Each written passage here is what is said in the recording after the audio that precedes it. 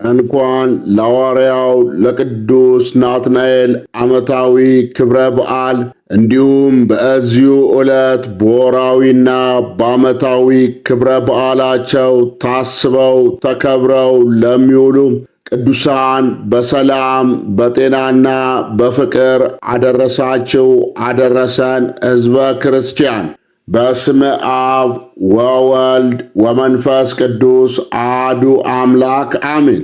ናትናኤል የተባለው እስራኤላዊ በቤተ ሳይዳ ሲኖር የጌታችን መድኃኒታችን ኢየሱስ ክርስቶስን በጎ ሰው ስለመሆኑ መጽሐፍ ቅዱስ ይነግረናል። ይህም እንዲህ ነበር። በዮሐንስ ወንጌል እንደተጻፈው ጌታችን መድኃኒታችን ኢየሱስ ወደ ገሊላ ሊሄድ በወደደ ጊዜ ፊልጶስ የተባለውን ሰው አገኘውና ተከተለኝ አለው። ፊልጶስም አገሩ ቤተ ሳይዳ ስለነበረ ጌታችን ተከተለኝ ባለው ጊዜ ብቻውን አልተከተለውም። ናትናኤል የሚባለው ወዳጁን ሙሴ በኦሪት ነቢያት በትንቢት ስለ እርሱ ያስተማሩለትን መሲህ የናዝሬቱ ኢየሱስ ክርስቶስን ስላገኘው ወደ እርሱ አብሮት እንዲሄድ ነገረው። ናትናኤልም በውኑ ከናዝሬት ደግ ሰው ሊወጣ ይችላልን? ሲል ጠየቀው። ፊልጶስም መጥተህ እይ አለው።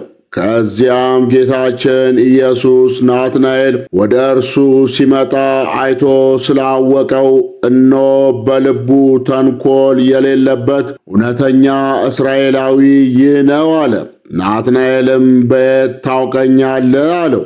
ጌታችን ኢየሱስም መልሶ ገና ፊልጶስ ሳይጠራ በበለስ ዛፍ ስር ሳለ አይቼአለሁ አለው። ናትናኤልም መልሶ መምህር ሆይ በእውነት አንተ የእግዚአብሔር ልጅ ነህ፣ የእስራኤል ንጉሥ አንተ ነህ አለው። ጌታችን ኢየሱስ መልሶ በበለስ ስር አየሁ ስላልኩ አመንህን? ከዚህ የሚበልጥ ታያለህ ካለ በኋላ በዚያ ለተሰበሰቡትም እውነት እውነት እላችኋለሁ ከእንግዲህ ወዲህ ሰማያት ሲከፈቱ የእግዚአብሔርም መላእክት ወደ ሰው ልጅ ሲወጡና ሲወርዱ ታያላችሁ አላቸው።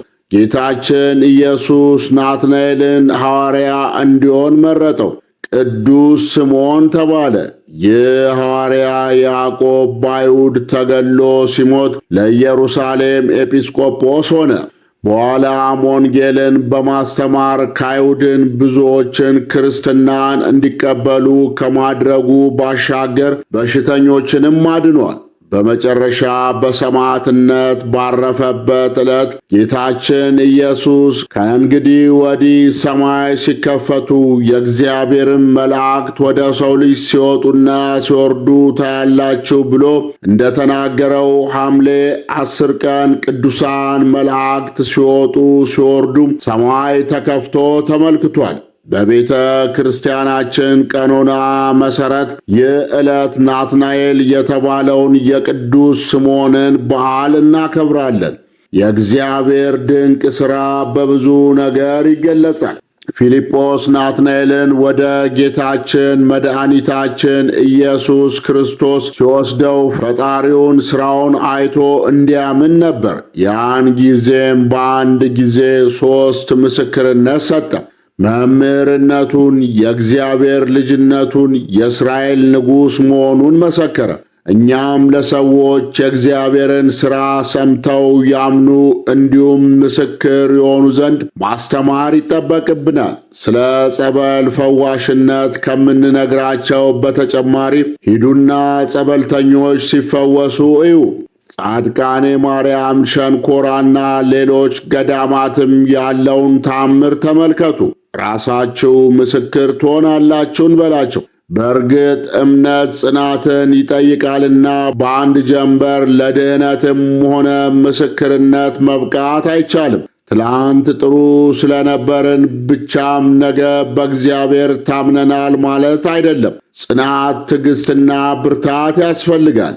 ኢየሩሳሌም የዳዊት የንጉሥ ሰለሞንና የነቢያት ሁሉ አገር ነበረች። ጌታችን የተሰቀለባት፣ የተቀበረባት፣ የተነሳባት፣ ያረገባት፣ ዳግም የሚመጣባትም ጭምር ናት። ያ በኢየሩሳሌም የሚገኘው ጠቢቡ ሰለሞን 40 ዓመት ሙሉ ቀንና ሌሊት የተጋባትና ከወርቅ የሠራው ቤተ መቅደስ ያለባት አገር ብትሆን እንኳን ሕዝቡ ኃጢአተኛ በመሆኑ ጦርነት፣ ራብና ችግር በዝቶባታል። ድንጋይ 100 ዓመት ውሃ ውስጥ ቢዘፈዘፍ ውስጡ ውሃ አይገባም። የአንዳንድ ሰው ልቦና በቅዳሴው፣ በመዝሙሩ፣ በማሌቱ፣ በትምህርቱ፣ በተአምራቱ ተከቦ ውስጡ በጭራሽ አይለወጥም። እግዚአብሔር ሁላችንንም ከበለስ በታች ያውቀናል። እግዚአብሔር ዝም የሚለው ስለማያውቀን አይደለም። ናትናኤልን እያወቀው ተንኮል የሌለበት የእስራኤል ሰው እንደሆነ ተናገረ። ጌታችን ኢየሱስ በገሊላ በዓር እንዳስተማረው ትምህርት ሊሰሙ፣ ሊማሩ፣ ሊለወጡ ባለመቻላቸውም ኮራዚ ወየውልሽ፣ ቤተ ሳይዳ ወየውልሽ። በእናንተ የተደረገው ተአምራት በጢሮስና በሲዶና ተደርጎ ቢሆን ቀድሞ ማቅ ለብሰው አመድ ነስንሰው በተቀመጡ ንስሐም በገቡ ነበር። ነገር ግን ጢሮስና ሲዶና ከእናንተ ይልቅ በፍርድ ቀን ይቅርታን ያገኛሉ። አንቺም ቅፍርናሆም እስከ ሰማይ ድረስ ከፍ ከፍ ብትይ እስከ ሲኦል ትወርጃለሽ ብሎ ጌታችን ተናግሯል። እነዚህ ከተማዎች እነ ቅዱስ ጴጥሮስ፣ እንድርያስን፣ ፊልጶስን የመሰሉ የተመረጡ ሰዎች የኖሩባቸው ነበሩ። ነገር ግን ማንም ቅዱሳን እዚህ ቦታ ቢወጡም ሐዋርያትም ከዚህ ቦታ የተገኙ ቢሆኑም በአሁን ጊዜ ያሉት ሰዎች ንስሐ መግባት ባለመቻላቸው ከተሞቹ በኃጢአት ጠፍተዋል። የእኛም ዕጣ ፈንታ እንደዚያ እንዳይሆን መጨነቅ አለብን። ዓመፅና በደል ከመፈጸም ሕዝቡም ካልተመለሰ የኮራዚ የቅፍርናሆምና ቤተሳይዳ ዕጣ ፈንታ አይቀርልንም። ከእነዚህ ቦታዎች ሰው ስለወጣ ወይንም ቅዱሳን ስለተገኙባት ብሎ እግዚአብሔር ድሃ ሲበደል፣ ፍርድ ሲጓደል ዝም ብሎ አይመለከትም። ጌታችን ብዙ ጊዜ ያስተማረባት ምኵራብ ወይም የቅፍርናሆም ምኵራብ ሮማዊው 100 አለቃ ያመነበትና ያሰራው በመሆኑ ዛሬም ምልክቱ አለ። ግን ከተማው ጠፍቷል። ትግላችን መሆን ያለበት የእኛ ዕጣ ፈንታ እንደዚያ እንዳይሆን አገራችን ቅድስት ናት። ብዙ ገዳማት አሏት። 24 ሰዓት ስብሐተ እግዚአብሔር የማይጓድልባት ናት እያለን እያመካኘን መቀመጡ ብቻ አያድነንም። ለንስሐ በቅተን ቅዱስ ሥጋውን ክቡር ደሙን እየተቀበልን በሃይማኖት ልንጸና ይገባናል። ሐዋርያው ናትናኤል በሌላኛው ስሙ ስምዖን እየተባለም ይጠራል። ናትናኤል ብሎ የሰየመው ጌታችን ኢየሱስ ነው። የተወለደው በናዝሬት ቃና ዘገሊላ ሲሆን ከነገደ ብንያም ነው። የትውልድ ዘመኑ ጌታችን ኢየሱስ በተወለደበት ዘመን አካባቢ ነው። ምክንያቱም ሄሮድስ ዕድሜያቸው ከ2 ዓመት በታች የሆኑ የቤተልሔም 1000 ሕፃናትን በሚያስፈጅበት ጊዜ የናትናኤል እናት ከበለስ ስር ደብቃ አትርፈዋለች። ሐዋርያው ፊልጶስ ናትናኤልን ጠርቶት ወደ ጌታችን ካመጣው በኋላ ናትናኤል ጌታችንን ወዴት ታውቀኛለህ ሲለው ጌታችንም ፊልጶስ ሳይጠራ ከበለስ ስር ሳለ አውቃለሁ በማለት ከሕፃንነቱ ጀምሮ የጠበቀው አምላኩ እርሱ መሆኑን ነግሮታል። ቅዱስ አውግስጢኖስ ናትናኤል ምሁረ ኦሪት እንደነበር ጠቅሷል። ምክንያቱም ፊልጶስ ሲጠራው ከናዝሬት መልካም ነገር አይወጣም በማለት የነቢያትን ቃል የጠቀሰው የመጻሕፍትን ቃል በማወቁ ነው። ሐዋርያው ቅዱስ ናትናኤል በባቢሎን፣ በሶርያ፣ በግብፅና በኑቢያ እየተዘዋወረ ወንጌልን ሰብኳል። ብዙ የአገልግሎት ጊዜውን እያሳለፈው በሰሜን አፍሪካ ነው። በግብፅ ሲያስተምር አማኞች በመብዛታቸው አረማውያን ቀኑበትና በሐሰት ሕዝቡ የማይፈልገውን ሃይማኖት ያስተምራል ብለው በከንቱ ከሰሱትና ከንጉሡ ፊት ለፍርድ አቅርበው በሐሰተኞች አስመስክረው ሐምሌ 10 ቀን አንገቱን በሰይፍ ቆርጠውት ሰማዕትነቱን በክብር ፈጽሞ የድል አክሊልን ተቀዳጅቷል። የሐዋርያው ቅዱስ ናትናኤል ረድኤት በረከቱ ይደርብን፣ በጸሎቱ ይማረን። ዳግመኛም በዚህች ዕለት ሐምሌ 10 ቀን አቡነ ሳሙኤል ዘደብረ ወገግ ልደታቸው ነው። እኚህ ጻድቅ እንድርያስና አርሶንያ ከሚባሉ የበቁ ደጋግ አባትና እናታቸው የተወለዱት በሸዋ አገረ ስብከት ቀድሞ ጽላልሽ ዛሬ ቡልጋ በሚባለው አውራጃ ነው። የወላጆቻቸው በጎ ምግባርና ሃይማኖት ቅዱስ ተክለ ሃይማኖትን ከደብረ ሊባኖስ አስነስቶ በቤታቸው ሄደው እንዲያስተናግዱ አድርጓል።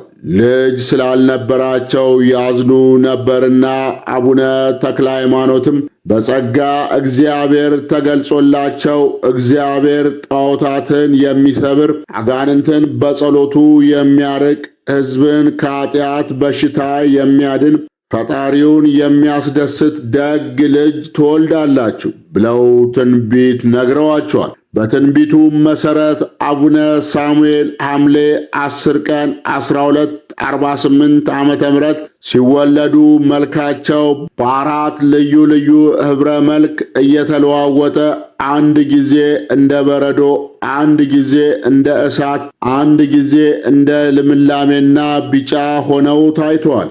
አቡነ ተክለ ሃይማኖትም በአባቱ እንድርያስ በኩል የሥጋ ዘመዱ ሲሆኑ የመንፈስ ቅዱስም አባት ሆኑትና በ40 ቀን ክርስትና አንስተው ስመ ክርስትናውን ሳሙኤል አሉት። ትርጓሜውም እግዚአብሔር ጸሎቴን ሰማኝ ማለት ነው። ከሕፃንነቱም ጀምረው በምግባር በሃይማኖት ኮትኩተው አሳድገው ለዲቁና አብቅተው በኋላም አመንኩሰውታል። ደብረ ወጋግ የሚለው ስያሜ የተገኘው ከመላእክት ነው። ድርሳነ ኡራኤል በሰፊው እንደሚያትተው ቅዱስ ኡራኤል የጌታችንን ደም በብርሃን ጽዋ ተቀብሎ ዓለምን እየረጨ ሲቀድሳት የያዘውን ጽዋ በደብረ አስቦ ቆሞ ሳለ ነው ጨልጦ ያንጠፈጠፈው። ያን ጊዜም ደብረ አስቦን የብርሃን ውጋግን ሲያጥለቀልቀው መላእክትም ቦታውን ደብረ ወገግ ወይም የብርሃን ተራራ ብለው ሰይመውታል። ቅዱስ ሚካኤልም ወደፊት ፈጣሪውን የሚያገለግል ታላቅ ጻድቅ ይወጣባታልና ይህችን ቦታ ባርካት ብሎ ቅዱስ ኡራኤልን በነገረው መሠረት ባርኳት እንዳረገ ድርሳነ ቅዱስ ኡራኤል ላይ በሰፊው ተጽፏል። በቦታው ላይ ብዙ ጊዜ የብርሃን ምሰሶ ተተክሎ መታየቱን የበቁ ገዳማውያን ብቻ ሳይሆኑ በከተማ ያሉና ለመሳለም ወደ ቦታው የሄዱ ደገኛ ሰዎችም በዓይናቸው ያዩትን ይናገራሉ። በገዳሙ ዙሪያ እጅግ በጣም ብዙ ስውራን ቅዱሳን እንዳሉ በግልጽ ይታወቃል። ንጉሥ አምደ ጽዮን በክፎች ምክር የአባቱን ሚስት እንጀራ እናቱን በማግባቱ ምክንያት አቡነ ፊልጶስ ጋር ሆነው ያወገዙትን የቅዱስ ተክለ ሃይማኖትን ወገኖች በየአውራጃው በተናቸው። አቡነ ፊልጶስንም ደሙ በምድር ላይ እስከሚንጣለል ድረስ ገርፈው ወደ ነበረበት ቤቱ ወሰዱት። ፊልጶስም በሚሄድበት ቦታ ላይ ሳይደርስ በመንገድ ሞተ። እንድርያስ፣ አኖሬዎስና ተክለ ጽዮን ሁላቸው ከተከታዮቻቸው ጋር በሰማዕትነት አርፈው እነ ስድስተይ በምትባል ምድር ተቀበሩ። ጳጳሱን አቡነ ያዕቆብንም ደሙ በምድር ላይ እንደ ውኃ እስኪወርድ ድረስ ገርፈው ወደ አገሩ እንዲሰደድ አደረጉት። ከዚያም በኋላ ሃይማኖቱ የቀና ደግ ጻድቅ ንጉሥ ዳዊት በነገሰ ጊዜ አባታችን ሳሙኤል ዘወገግን አገኘውና መማፀኛ እንዲሆነኝ በእንድርያስ መቃብር ላይ ቤተ ክርስቲያን ሥራልኝ ብሎ ለመነውና የቅዱስ ሩፋኤልን ቤተ ክርስቲያን ሠራለት። የእንድርያስንም አጽም ከመቅደሱ ስር አኖረው። ንጉሡም በዚያ በእንደ ግብጦን አውራጃ ሁሉ ላይ ፓትርያርክ አድርጎ ሾመው። በእነ ስድስታይ አገር ላሉ ሰዎችም ሁሉ አባት ሆናቸውና የመንፈስ ቅዱስ ልጁንም ታዲዮስን መምህርና አባት አድርጎ ሾመላቸውና ጽላልሽ ሄዶ እናቱን ይዞ ጽጋጋ ምድረ ወገግ ወስዶ አመነኮሳት። አቡነ ሳሙኤል ወደ ምድረ ርስቱ ደብረ ወገግ እየሄደ በዚያ ያሉ ልጆቹን እያጽናና ወደ እንደ ግብጦን አውራጃም እየተመለሰ ድንቅ ድንቅ ታምራትን እያደረገ ወንጌልን እያስተማረ ጣዖት አምላኪዎችን ወደ ክርስትና እየቀየረ አጋንንትንና መመለኪያ ቦታዎቻቸውንም እያጠፋ አብያተ ክርስቲያናትን እያነጸ በብዙ ተጋድሎ ኖረ። በቅዱስ ገድሉ ውስጥ በጣም አስገራሚ በሆነ መልኩ እጅግ ብዙ ታሪኮች ተጠቅሰዋል። ከእነዚህም ታሪኮች ውስጥ አቡነ ሳሙኤል በአገራችን በጣም ብዙ ጣዖታትንና መመለኪያ ቤቶቻቸውን እያጠፉ በሰዎች ወይም በጠንቋዮች ላይ በዛፍና በባሕር ውስጥ አድሮ ይመለኩ የነበሩ ሰይጣናት አጋንንትን በሚያመልኳቸው ሰዎች ፊት እያጋለጡና እያዋረዱ ሰዎቹን አስተምረው አጥምቀው ወደ አምልኮተ እግዚአብሔር እየመለሷቸው ቤተ ክርስቲያንንም በመስራት ሐዋርያትን መሰሉ። ሰይጣን አድሮባቸው የነበሩ ጠንቋዮች ይጠቀሙባቸው የነበሩ ዕቃዎችን ጻድቁ እየባረኩና እየቀደሱ ለቤተ ክርስቲያን መስሪያና መጠቀሚያነት ያውሉት ነበር። ይህም ገና ሳይወለዱ በአቡነ ተክለ ሃይማኖት ትንቢት ተነግሮላቸው ነበር። አቡነ ተክለ ሃይማኖት ጣዖታትን የሚሰብር አጋንንትን በጸሎቱ የሚያርቅ ሕዝብን ከኃጢአት በሽታ የሚያድን ፈጣሪውን የሚያስደስት ደግ ልጅ ይሆናል ብለው ትንቢት እንደተናገሩላቸው አቡነ ሳሙኤል በሰዎች በባሕርና በዛፍ ላይ እያደሩ ይመለኩ የነበሩ በጣም ብዙ አጋንንትን አጠፏቸው። ጠንቋዮቹንም በውስጣቸው ካደረባቸው ሰይጣን እያላቀቁ የእግዚአብሔር አገልጋይ ያደርጓቸውና ያመነኩሷቸው ነበር። ጻድቁ አባታችን አባ ሳሙኤል ወንጌልን ዞረው በማስተማር ሐዋርያትን መሰሉ። ከአላውያን ጋር ለመዋጋት ሰውነታቸውን ለሞት በመስጠት ሰማዕታትን መሰሉ። በጾም፣ በጸሎት፣ በስግደት፣ በተጋድሎ ቅዱሳን ጻድቃንን መሰሉ። ይህን አላፊና ጠፊ ዓለም ንቀው በመተው ባሕታውያንን መሰሉ። በደልንና ኃጢአትን በማስተሰረይ ካህናትን መሰሉ። በንጽሕናና በቅድስና መላእክትን መሰሉ። እንደዚሁም ሌሎች ብዙ አስደናቂ ተአምራትን በማድረግ ይታወቃሉ። በትምህርተ መስቀል አድርገው እንደ ሙሴ ባሕርን ለሁለት ከፍለዋል። እንደ ኢያሱ በጸሎታቸው ፀሐይን አቁመዋል። አቡነ ሳሙኤል ተጋድሏቸውን ፈጽመው ከጌታችን ቃል ኪዳን ተቀብለው ጥቅምት 29 በሰላም አርፈዋል። የጻድቁ አባታችን የአቡነ ሳሙኤል ዘደብረ ወገግ ረድኤት በረከታቸው ይደርብን፣ በጸሎታቸው ይማረን። ዳግመኛም በዚህች ዕለት በውኃ ጉድጓድ ውስጥ ቆሞ ሲጋደል የኖረውና መላእክትም ይጎበኙትና 9 ክንድ ያህል በሰረገላ ከፍ ከፍ ያደርጉት እንደነበር ስንክሳሩ በስም የጠቀሰው አባ ብስንዳ ዕረፍቱ ነው። የዚህ አባት ረድኤት በረከቱ ይደርብን፣ በጸሎቱ ይማረን።